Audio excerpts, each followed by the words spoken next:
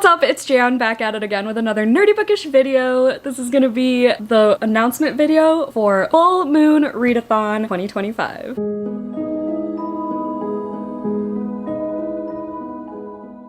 Here we are again, another year of Full Moon Readathon. Thank you for wanting this to keep going. So this is where I'm going to talk about all the prompts and explain my reasonings behind creating said prompts, because I'm quite proud of matching the prompts to the characters. If you're new to Full Moon Readathon, it's just a chill readathon. There's no like teams. It's a week long this year, sorry, but I just don't have it in me to do 13 days anymore. It wasn't even a full 2 weeks. I don't understand how anyone does like monthly readathons.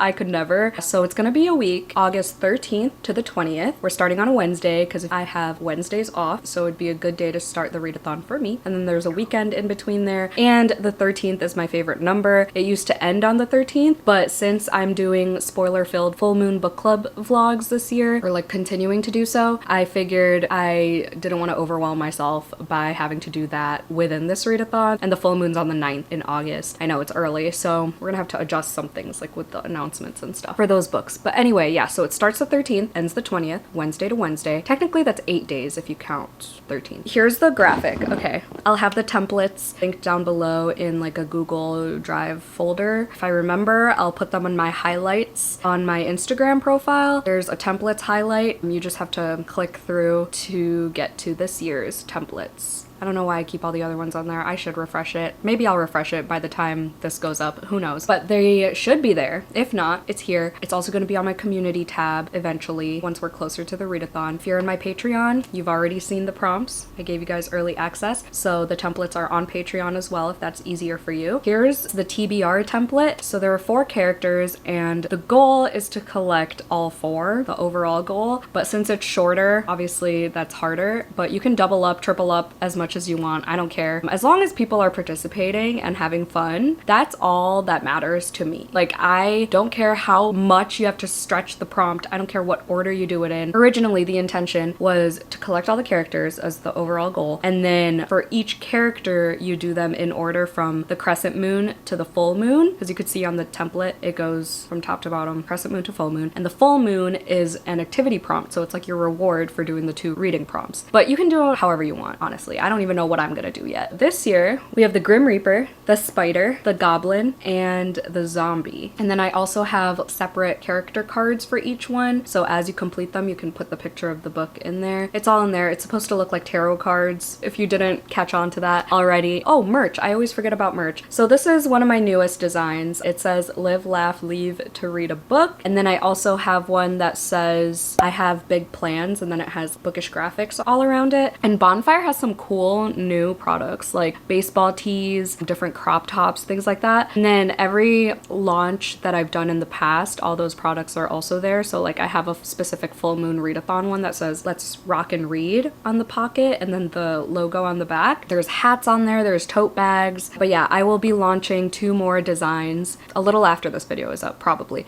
sometime in July. So then the first batch at the very least will ship out in time for the readathon, she said, hopefully, because I put them in like a rolling basis, so they go in like batches of 2 weeks at a time shipments. I never know how to explain that in an efficient manner. Sprints, sorry, will only be Patreon because I still have anxiety about doing public sprints, but I will be posting occasionally on the community tab to keep up with y'all, and I'm always active on Instagram. I repost as much as I can. I don't have a separate Instagram for this readathon, so I will not be offended if, even if you're one of my closest friends, if you mute me for a week for this readathon, it won't even faze me. I understand, I promise. I just cannot handle making another Instagram, especially because I just made another one for my coloring hobby. I have too many. I think that's everything. I will be vlogging, obviously. It's just gonna be the week long. I'm not doing daily vlogs or anything like that. Listen, this is a stress-free readathon as much as possible. Some of these prompts are not too stress-free, sorry about that, but a lot of them are pretty straightforward, okay? Starting with our Grim Reaper. As you can see, he's holding a scythe, as Grim Reapers do. First reading prompt is read a book you could use as a weapon. To me, that's like 400 plus pages. Usually it's like 500 in my head, truthfully, but I felt like 400 is a good compromise to make it not super challenging. Second second reading prompt is a book that involves death. Now this could be murder, grief, any type of death, okay? Even if there's just like blood on the cover, if you want to go that far, or like a cemetery on the cover, like a gravestone, whatever. Yeah, you do with that information what you will. The activity prompt is to just be dead for a while, okay? Take a nap, take a snooze. That's self-care. All right, next character is the spider. The second reading prompt for this is kind of complicated, so listen up, buckaroos. The first prompt is just read a creepy book. Spiders are creepy to me. I don't mind if they're not touching me or near my face. The jumping spiders scare me, but like I could take on a daddy long legs, okay? I just don't want them touching me or anywhere near me. If they're minding their own business, so will I. So yeah, just a creepy book. This could be a horror thriller, could have a creepy cover. A lot of like weird lit fic books have creepy covers. This is kind of straightforward, a creepy book. It could take place in the autumn, spooky season, you know, it doesn't have to be a scary book. The next reading prompt is the number 8 book. This could be a book with the number 8 in the title. It could have 8 letters in the title, 8 words in the title. The author's name could have 8 letters. It could have 800 pages. It could be the 8th in a series. It could be part of a series that has 8 books. It could have 8 chapters. The Secret History by Donna Tartt has 8 chapters, I know that much. If a character in the book has 8 siblings, that counts too. If y'all can think of any other way to stretch it, feel free. You don't even have to let me know, I don't care. I just thought, you know, 8 legs on a spider. The activity prompt for our spider guy is to capture something in your web, which means just treat yourself. Treat yourself to a beverage, a snack, a book, a road trip, I don't know, a trip to the park, a walk, a workout, another nap, whatever you want. Just treat yourself. Again, it's a chill,